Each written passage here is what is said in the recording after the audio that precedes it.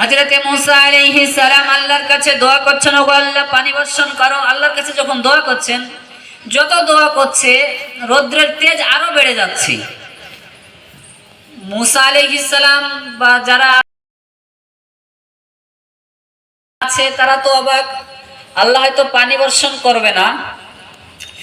আল্লাহ রাব্বুল আলামিন হযরতে মুসা আলাইহিস সালামকে জানিয়ে দিলেন, ওগো পয়গম্বরে মুসা, এমন একজন ব্যক্তি আছে যে ব্যক্তি 40 বছর ধরে আমার নাফরমানি করে চলেছে।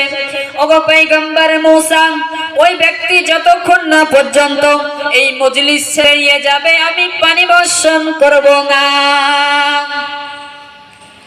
আল্লাহ আমিন হযরতে মুসা আলাইহিস সালামকে জানিয়ে দিলেন। আল্লাহ রাব্বুল আলামিন মুসা আলাইহিস সালামকে বললেন, আপনি ঘোষণা করে দিন ওই গুনাহগার ব্যক্তি যেন মজলিস ছেড়ে বেরিয়ে যায়। হযরতে মুসা আলাইহিস সালাম তিনি বলছেন, ওগো আল্লাহ, আমার কণ্ঠের শব্দ এত বড় জনসাধারণের মধ্যে পৌঁছাবে না।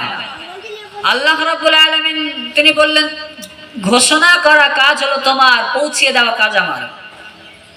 হযরতে মুসা আলাইহিস সালাতু তাসলিম বললেন, এমন কোন বান্দা আছো যে 40 বছর ধরে আল্লাহর নাফরমান করে চলেছ, তুমি যতক্ষণ না পর্যন্ত এই মজলিস ছেড়ে বেরিয়ে যাবে আল্লাহ রাব্বুল আলামিন পানি বর্ষণ করবে না।